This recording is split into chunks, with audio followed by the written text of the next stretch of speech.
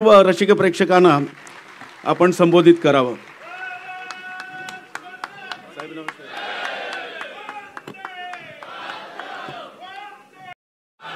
भारत माता की, भारत माता की, छत्रपती महाराज की, धर्मवीर छत्रपती संभाजी महाराज की, जय भवानी, जय भवानी, जय जय जय जय जय भवानी,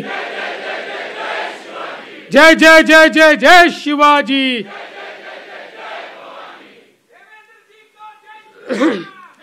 हिंदवी स्वराज्याचे सरसंस्थापक छत्रपती शिवरायांना मानाचा मुजरा करतो।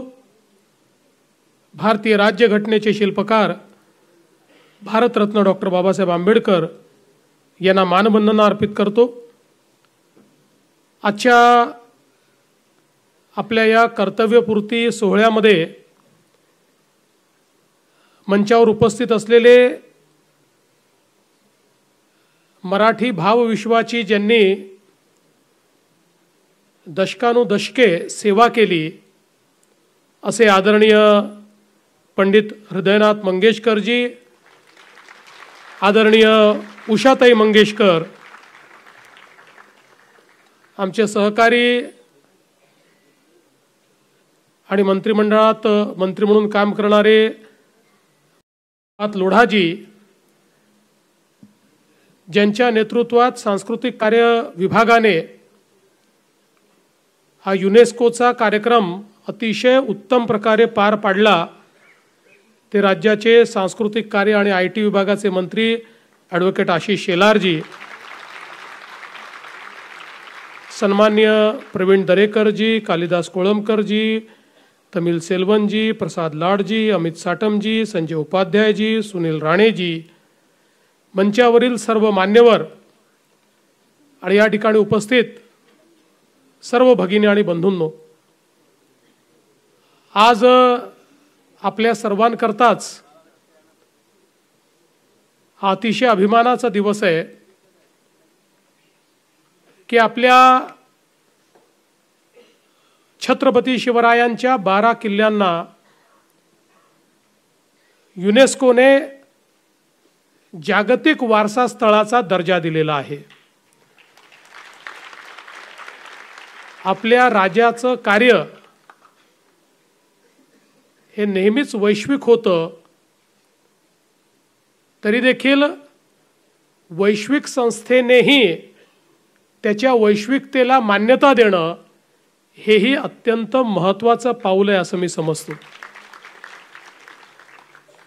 सर्वात पहिल्यांदा धन्यवाद दिले पाहिजेत देशाचे प्रधानमंत्री माननीय नरेंद्र मोदीजींना, कारण देशभरातनं युनेस्को करता वारसास्थळ म्हणून कुठल्या एंट्रीज गेल्या पाहिजेत, तर विविध राज्यांनी विविध स्थळं सुचवली होती। महाराष्ट्राच्या वतीनं आपण 12 किल्ले या ठिकाणी हे सुचवले होते आणि माननीय मोदीजींनी हा निर्णय केला की भारताची वारसा स्थळाकरता जर कुठली एंट्री होईल तर ती छत्रपती शिवरायांच्या किल्ल्यांचीच होईल आणि त्यांनी स्वतः हे 12 किल्ले स्पॉन्सर करून त्या ठिकाणी आपली एंट्री पाठवली आणि त्यातनं हा अतिशय उत्तम असा प्रवास सुरू झाला। आशिषजींनी सगळा प्रवास आपल्या पुढे मांडला, पण हा मांडत असताना त्यांनी एका गोष्टीचा संकोच केला आणि ती मी आपल्या पुढे मांडली पाहिजे की या सगळ्या प्रवासामध्ये सांस्कृतिक कार्य मंत्री म्हणून सुरुवातीच्या काळात सुधीर भाऊ होते आणि नंतर आशिषजींनी अतिशय लक्ष घालून त्या ठिकाणी हा संपूर्ण कार्य पार पाडला आणि हे कार्य पार पाडत असताना ज्यावेळी युनेस्को समोर तांत्रिक प्रेझेंट करायचं होतं, टेक्निकल प्रेझेंटेशन करायचं होतं, त्यावेळी आशिषजींच्या नेतृत्वामध्ये आपली टीम ही पॅरिसला गेली आणि त्या ठिकाणी त्या टीमनी हे संपूर्ण टेक्निकल प्रेझेंटेशन त्या ठिकाणी केलं.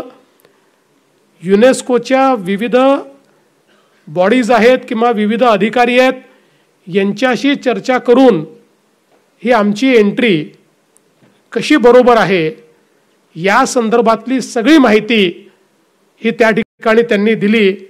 आणि म्हणून या सगळ्या प्रोसेस त्यांनी सगळी प्रोसेस सांगितली, फक्त स्वतःचा रोल सांगितला नाही. त्यामुळे एकदा त्यांच्याकरता जोरदार टाळ्या हे आपण सगळ्यांनी वाजवल्या पाहिजेत. अतिशय उत्तम अशा प्रकारचे काम या ठिकाणी झालंय. खरं म्हणजे हे किल्ले याची रचना आणि याचं स्थापत्य या सगळ्या गोष्टींसोबत याची प्राचीनता देखील त्या ठिकाणी आपण मांडली. कारण यातले काही किल्ले असे आहेत की ज्या ठिकाणी काही ना काही प्राचीन अशा प्रकारचं वास्तव्य होतं, पण नेमक्या जागा हुडकून छत्रपती शिवरायांनी इथेच योग्य किल्ला आपण तयार करू शकतो हे ठरवलं. आणि युनेस्कोच्या सगळ्या या टीमला जर काही भावलं असेल तर या किल्ल्यांची जी रचना आहे, डोंगर दऱ्यांमध्ये, जंगलांमध्ये, समुद्रामध्ये अशा ठिकाणी हे किल्ले आहेत की ज्या ठिकाणांहून राज्यकारभार चालवत असताना अभेद्य प्रकारचा राज्यकारभार चालवता येईल. सहजतेने जे किल्ले कोणाला नाहीत, सहजतेने ज्याचे दरवाजे देखील कोणाला दृष्टीपथात पडणार नाहीत, अशा प्रकारच्या विविध प्रकारची जी स्थापत्याची रचना या ठिकाणी या किल्ल्यांवर करण्यात आलेली आहे ती बघून देखील हे सगळे जे एक्सपर्ट्स होते हे आश्चर्यचकित झाले. त्यांनी त्या किल्ल्यांवर जाऊन त्याची पाहणी देखील केली. पन्हाळ्यासारखा किल्ला जो अतिप्राचीन आहे, ज्या ठिकाणी ऋषीमुनींचं वास्तव्य राहिलं आहे, त्या किल्ल्याला ज्या प्रकारे शिवरायांनी एक वेगळ्या स्थापत्याचं त्या ठिकाणी कोंदण दिलं आणि त्यातनं आपल्याला माहिती आहे पुढे तो करवीर संस्थानची राजधानी झाला. राजगड अशाच प्रकारचा अतिशय जुना किल्ला, सिंधुदुर्ग, विजयदुर्ग, सुवर्णदुर्ग, खांदेरी हे खरं म्हणजे जलदुर्ग की छत्रपती शिवरायांना हे माहिती होतं की पुढचं सगळं संकट जे येणार आहे हे समुद्री मार्गे येणार आहे.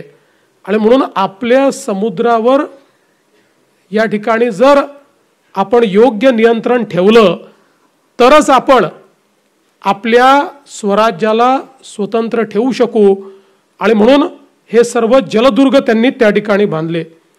खरं म्हणजे त्या काळामध्ये जलदुर्ग बांधणं हे किती कठीण होतं, पण छत्रपती शिवरायांनी समुद्रामध्ये आतमध्ये अशा प्रकारचे किल्ले बांधत असताना त्याकरता जे तंत्रज्ञान वापरलेलं आहे, आजही आम्ही समजा रायगडावर कार्यक्रम करतो तर आमच्यासमोर प्रश्न असतो की आता रायगडावर इतक्यावरती सगळं सामान घेऊन कसं जायचं. आणि विचार करा, टनाटनाचे दगडं हे वर नेऊन रायगड बांधला कसा असेल आणि त्या ठिकाणी इतक्या सगळ्या गोष्टी महाराजांनी निर्मित कशा केल्या असतील, हे खरं म्हणजे आपल्या सगळ्यांकरता अत्यंत या ठिकाणी आश्चर्यकारक आहे. प्रतापगडासारखा एक महत्त्वाचा गड की ज्या ठिकाणी मूर्तीचा विध्वंस झाल्यामुळे आपल्याला माहिती आहे की शिवरायांनी नेपाळवरनं खास तज्ज्ञ बोलवला, तिथल्या शिळा बोलवल्या आणि त्या ठिकाणी भवानी मातेच्या मूर्तीची प्रतिष्ठापना केली आणि एक अतिशय मजबूत अशा प्रकारचा हा गड तयार केला. आणि आपल्याला कल्पना आहे शिवराज्याभिषेकाच्या आधी त्यांनी जाऊन त्या ठिकाणी भवानी मातेचं दर्शन घेतलं होतं. खरं तर आपल्याला माहिती आहे साल्हेर हा जो किल्ला आहे हा सर्वात उंच किल्ला आहे. एवढा उंच किल्ला महाराष्ट्रामध्ये दुसरा कुठलाही नाही आणि कदाचित भारतामध्ये देखील नाही. सिंधुदुर्ग सारखा किल्ला ज्यावेळेस महाराजांनी उभारला त्यावेळी 32 लाख किलो चुना आणि 10 लाख किलो लोखंड त्याच्यामध्ये वापरलं गेलं आणि हा किल्ला त्या ठिकाणी तयार करण्यात आला. आणि म्हणून मला असं वाटतं की या सगळ्या किल्ल्यांचं जे स्थापत्य आहे त्याच्यामध्ये वापरलेलं त्या ठिकाणी जे काही सगळी साधन सामुग्री आहे याच्यामुळे त्याचं वेगळेपण हे निश्चितपणे युनेस्कोच्या देखील लक्षात आलं. रामचंद्र पंत अमात्य यांनी एक आज्ञापत्र लिहिलं आहे. त्याच्यामध्ये त्यांनी किल्ल्यांचं महत्त्व अधोरेखित केलं आहे आणि ते असं म्हणतात की महाराजांचे जे किल्ले आहेत, दुर्ग हा राज्याचा आधार, गड आणि कोट यामुळे राज्य निर्माण होतं, हा राज्याचा वारसा होय. दुर्ग हेच सैन्याचं सामर्थ्य आणि समाजाच्या उन्नतीचं कारण होय. आणि छत्रपती शिवराय देखील स्वतः असं म्हणाले होते की 1030 350 किल्ले आहेत, एक एक वर्ष एक एक भांडवीला, तरीही हे राज्य जिंकण्यास आलमगिरास त्याचे 10 आयुष्य देखील पुरणार नाहीत. आणि मला असं वाटतं अशा प्रकारचे अभेद्य किल्ले हे त्या ठिकाणी त्यांनी तयार केले. ज्यावेळी दुर्गेश्वर रायगडावर छत्रपती शिवाजी महाराजांच्या आदेशावरनं एक इंग्रज वकील आला होता, निकल्स त्याचं नाव होतं, त्याने लिहून ठेवलंय रायगड हा इतका अभेद किल्ला आहे की त्या ठिकाणी जर केवळ अन्न पुरवठा असला तर अतिशय अल्प शिबंदीमध्ये हा किल्ला संपूर्ण जगाविरुद्ध लढू शकतो, अशा प्रकारची या किल्ल्याची रचना करण्यात आलेली आहे. आणि शिवराज्याभिषेकाकरता याच रायगडावर ज्यावेळेस हेनरी आर्केंडाईन नावाचा एक अधिकारी आला होता, त्यास त्यांनी लिहिलं आहे की रायगड हा किल्ला फितुरीशिवाय कधीच कोणी जिंकू शकणार नाही, अशा प्रकारचा अभेद्य किल्ला हा महाराजांनी या ठिकाणी तयार केलेला आहे. आणि म्हणून आपण जर बघितलं तर 27 वर्षामध्ये औरंगजेबाला खरं म्हणजे एखाद किल्ला सोडला तर कुठलेच किल्ले जिंकता आले नाहीत. जे किल्ले गेले ते तहात गेले आणि तहातले किल्ले महाराजांनी आणि मावळ्यांनी परत देखील मिळवले. आणि म्हणून हे सगळे किल्ले जे आहेत ते अत्यंत महत्त्वाचे आहेत. नाशिकपासनं चेन्नईपर्यंत आणि म्हणजे जिंजीचा जो किल्ला आहे त्या जिंजीपर्यंत हिंदवी स्वराज्य हे सगळं पसरलेलं होतं. आणि या सगळ्या स्वराज्याचं प्रशासन हे महाराज रायगडावरनं चालवत होते. यामध्ये जर आपण विचार केला तर प्रशासन होण्याकरता ज्या सगळ्या इमारती उभारल्या त्या सगळ्या इमारतीचं क्षेत्रफळ हे पुणे जिल्हाधिकारी कार्यालयापेक्षा देखील छोटं होतं आणि त्याच्यामध्ये काम करणारे लोकही त्यापेक्षा कमी होते. इतक्या कमी मध्ये आणि फळामध्ये या किल्ल्यांच्या कमीत कमी प्रशासन त्या ठिकाणी छत्रपती शिवराय हे सर्व प्रशासन चालवायचे आणि म्हणून ही सगळी व्यवस्था त्यांनी केली होती. आणि म्हणूनच आजही हे जलदुर्ग प्रचंड मोठ्या लाटांमध्येही त्या ठिकाणी उभे आहेत, त्याच्यावर कोणताही परिणाम त्या लाटांचा होत नाही. किती आव्हानं आली तरी त्या आव्हानांचा सामना ते करतात. आणि ही परंपरा छत्रपती शिवरायांनी, या परंपरेच भारतामध्ये छत्रपती शिवरायांनी स्वराज्याची स्थापना केल्यानंतर पुढच्या काळामध्ये मराठ्यांनी, आपल्याला माहिती आहे की तंजावरपासनं पेशावरपर्यंत हिंदवी साम्राज्य उभं केलं आणि त्याच्यानंतर मराठ्यांना कोणी थांबवू शकलं नाही, हिंदवी स्वराज्याला कोणी थांबवू शकलं नाही. ही जी प्रेरणा छत्रपती शिवरायांनी दिली होती, ही जी एक तेजोमय ज्योत समाजामध्ये त्यांनी पेटवली होती, महाराजांना कमी आयुष्य मिळालं. वाटायचं महाराजांनंतर आणि संभाजी राजांनंतर स्वराज्य समाप्त होईल, त्याकरताच औरंगजेब महाराष्ट्रामध्ये थांबला की आता स्वराज्य समाप्त करूनच मी जाईल. पण औरंगजेब समाप्त झाला, स्वराज्य समाप्त झालं नाही.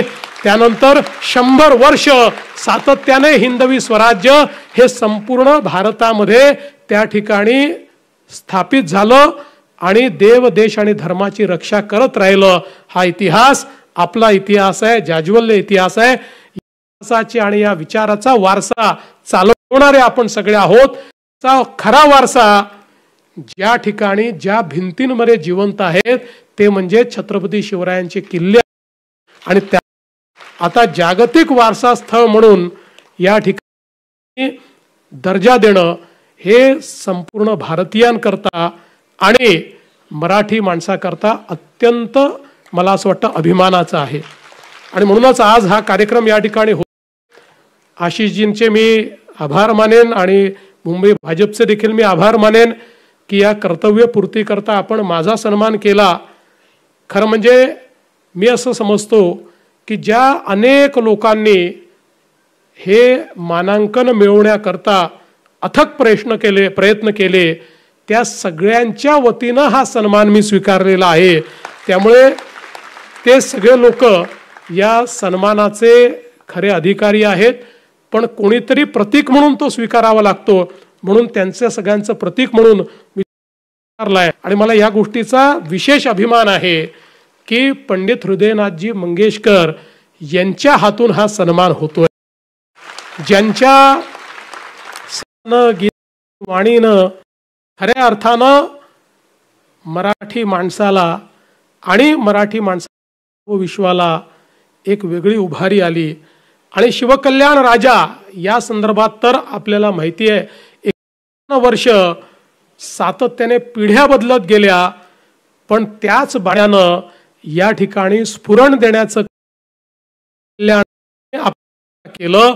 आणि आजही ही सगळी गीतं ऐकल्यानंतर आपले रोमांच उभे होतात आणि पुन्हा एकदा देव देश आणि धर्माकरता लढण्याकरता आपण तयार होतो. आपल्या संस्कृतीला जपण्याची आपल्या मनामध्ये एक उभारी होते. आणि म्हणून मी खरं म्हणजे पंडित हृदयनाथजींचं, उषाताईंचं आणि अतिशय मनापासून आभार मानतो.